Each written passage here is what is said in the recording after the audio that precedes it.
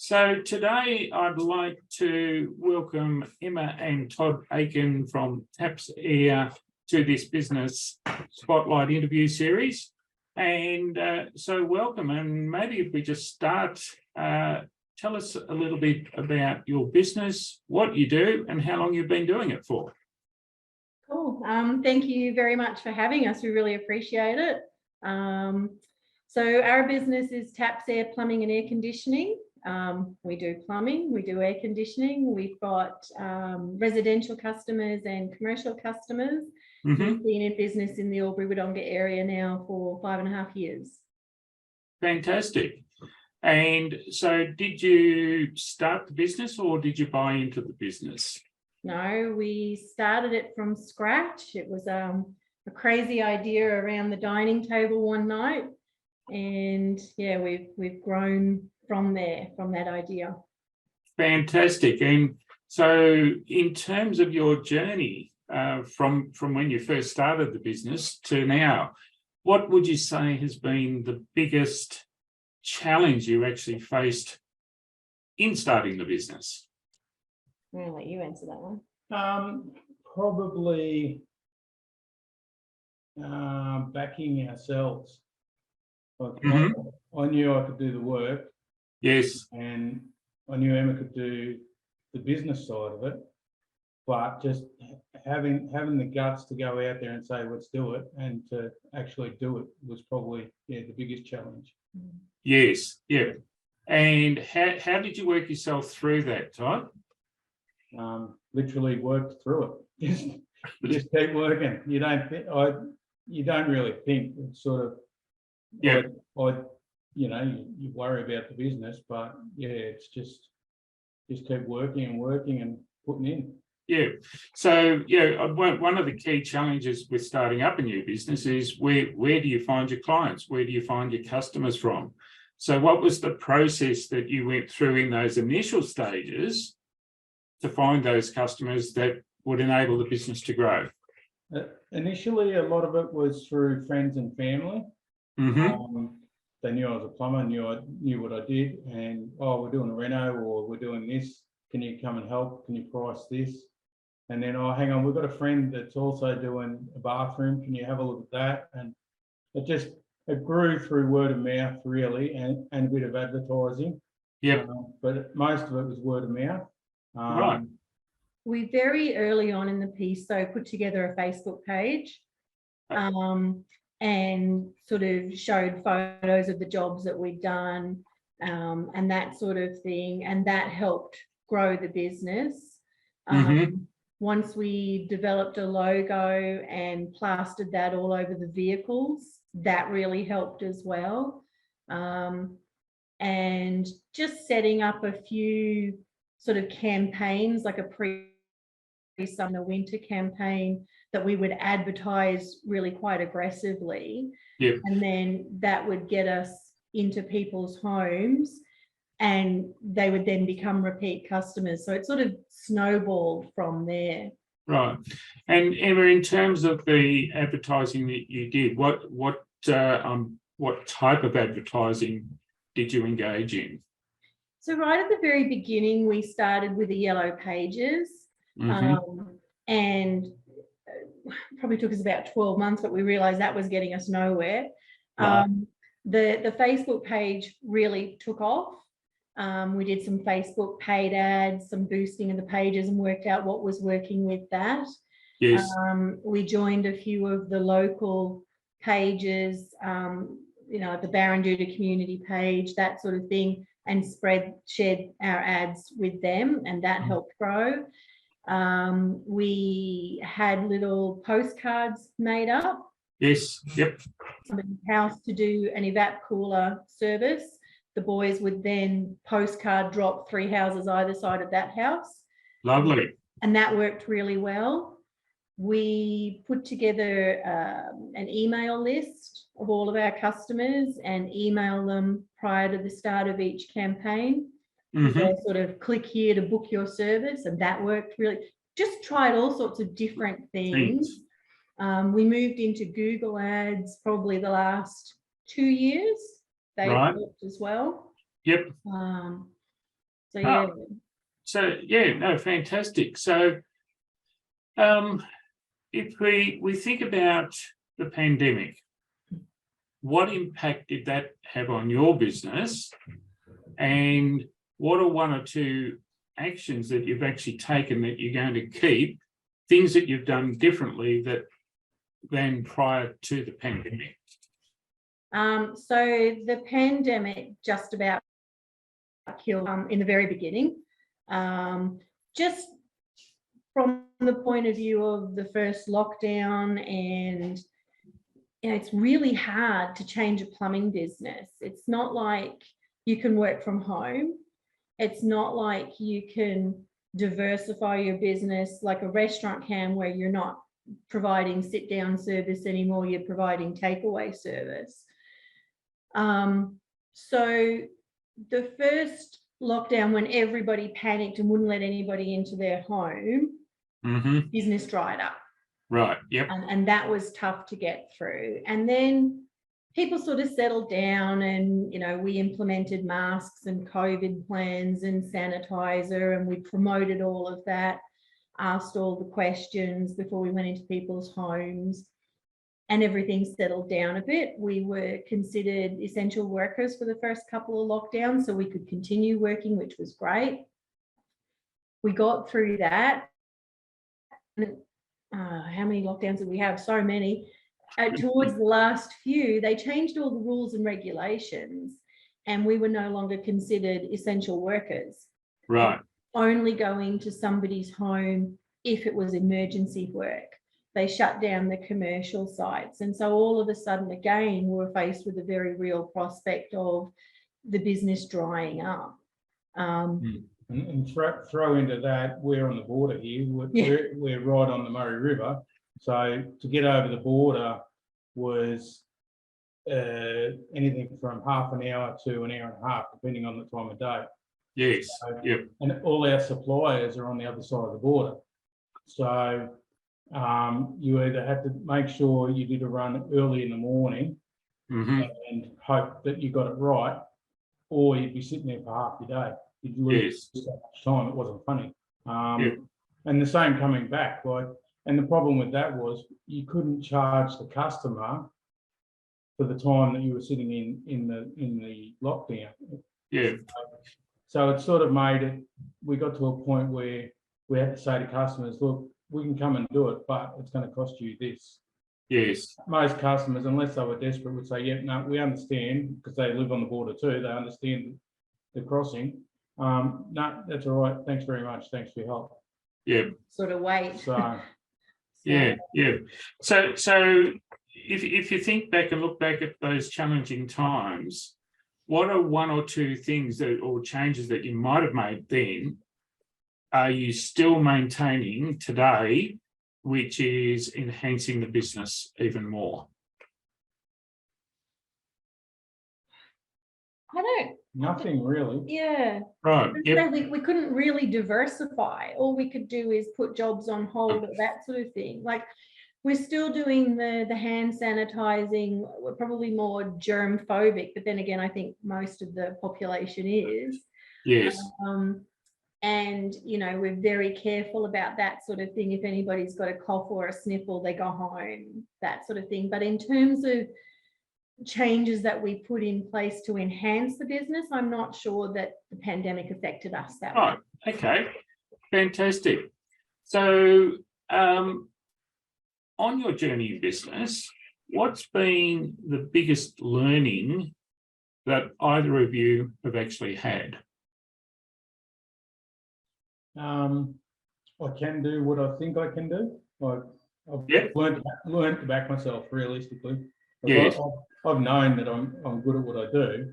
Yeah. To actually see it on paper, to see it in jobs, to get customers to say, "Oh, thanks for that. You've done a great job." Not just from me, from my team.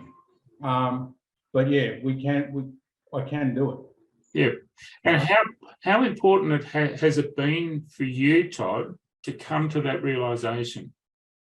It's been fairly important. Like I was only saying to Emma the other day, I still feel like we're working from home, you know. It wasn't until a couple of months ago that I realised that, hey, we've got a fairly substantial business sitting here, and we've made it, we've done it, you know. Yeah. So yeah, that's probably where I'm at. Yeah. Look, it's one of the things that I see quite regularly in business is with business owners is, first of all, is self-confidence, self-belief in yourself, perseverance and persistence. And it's just something that, you know, there's always going to be some peaks and troughs in business. It's how you actually deal with those at that time that becomes important. So, yeah, fantastic. Well done, Todd. What about for you, Emma? I think the same thing. So my background is business orientated, and I've worked in other people's businesses and sort of helped build them, but I haven't actually built a business from scratch before. So, you know, most of the time I was saying to Todd, oh, you know, this is fine. Yeah, we can do this. But inside I was thinking, oh God, you know, have I made the right decisions? And, you know, I'm responsible for the business side of things. He goes out and does the plumbing side of things, and he knows what he's doing. But, you know, that sort of confidence of, oh, we've got this, rested on my shoulders. And there were times when I was really panicked and didn't want to show him. And there were times when I sort of had to say to him, okay, look, it's getting a bit tight here. We're going to have to change how we do things, or rein in the spending, or that sort of thing. But I think communication, we've always communicated very well. We always try not to take the business home, but it's impossible. Like you do. There are times when he just says, right, that's it, no more, we don't want to talk about this tonight. But yeah, just watching it grow. I'm very much figures orientated, so I watch the figures and so understanding the numbers, Emma. Absolutely. And what level of importance do you place on understanding your numbers? For me, it's the most important thing, whether it be the numbers of clients coming in, whether it be the financial growth of the company, the bottom line in the profit and loss. For me, that's absolutely, all of that's essential. I've got to understand all of that to know where my business is at. Yeah, absolutely. And Todd, how much importance do you play on that? To be perfectly honest, I would have no idea what is where and how, because that's not my strength. I don't pretend to know anything about it. I just, Emma tells me we need to do this or we need to do that, it's done. Look, I think it's important for every business owner that they must understand their numbers, because when you understand the numbers will actually enable you to make those better decisions that if you're trying to guess and, well, yeah, I think this is going to be okay, that's when things can come terribly undone. Whereas when you know the numbers, they will enable you to make the best decisions in terms of whatever the next thing may be that you're looking at investing in. How important is systems for you in your business? Essential. And what type of systems have you implemented? Every type of system. To when the guys first rock up to a client's home, how they speak to the client, how they walk through the house, how they leave the job, how we do our invoicing, our everything that we do, there's a system and an explanation of why I've set that system up the way that it's been set up. Yes. Excellent. I'm very big on systems. I guess I have a bit of a saying that says systems run the business, people run the systems. And so important in every business. So that's just one of my favorite sayings. So do you have a favorite saying that helps keep you motivated and focused? Not really. None of the G rated anyway. Okay. Yeah. Yep. What about you, Emma? Yeah, I've got 2. If not you, then who? Mm-hmm. And the other one is do not fear failure, but be terrified of regret. Absolutely. Really, really like those. They're so I can see how they would have a big impact. Yeah, no, great stuff. All right. We'll run with 2 more questions. So in terms of if you were to start your business again, what would you do differently next time?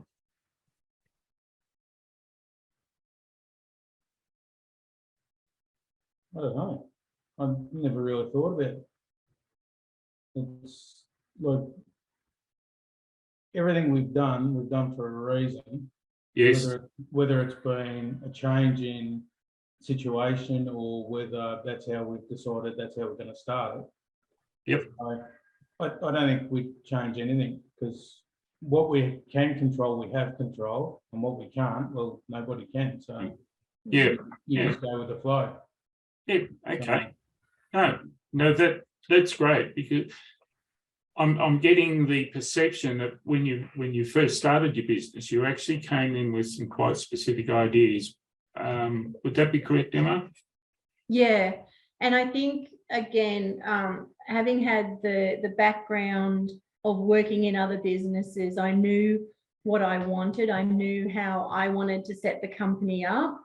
Todd had very specific ideas of, you know, how he wanted to send out invoices and what he wanted them to look like, and how he was going to approach the clients and things, and that was great.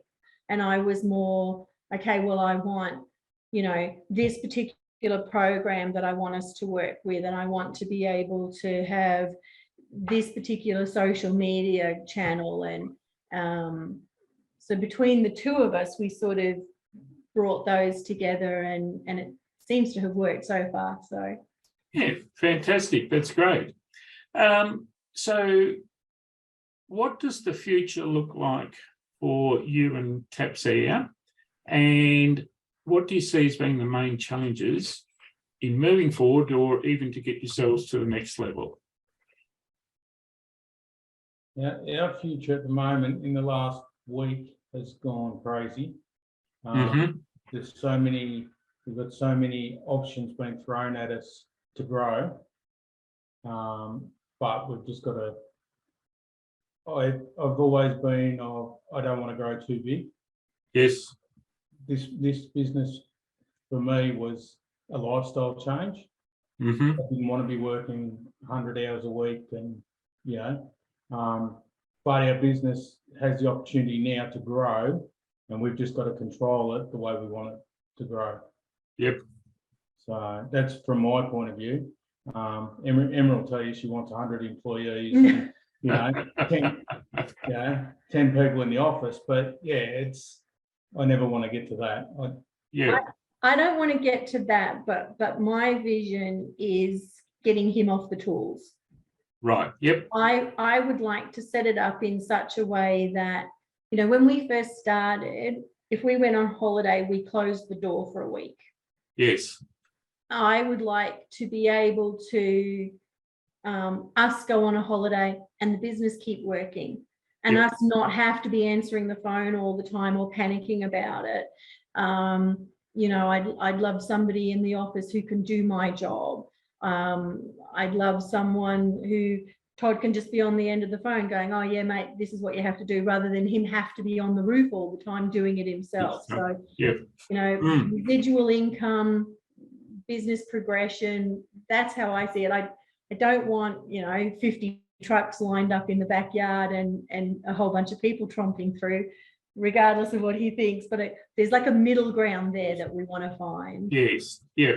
Well, here at Action Coach, we define a successful business as a commercial, profitable enterprise that works without you. Yes. And yeah, for all the reasons that you've just outlined, Emma. So yeah, that's a great vision to have. All right, well, I'd like to thank you both for your time today, and for anybody that may be watching this on YouTube, is if you have any plumbing, air conditioning requirements around the Albury-Wodonga region, please feel free to reach out to Emma and Todd. Thank you for your time today. Fantastic. Thank you so much for having us.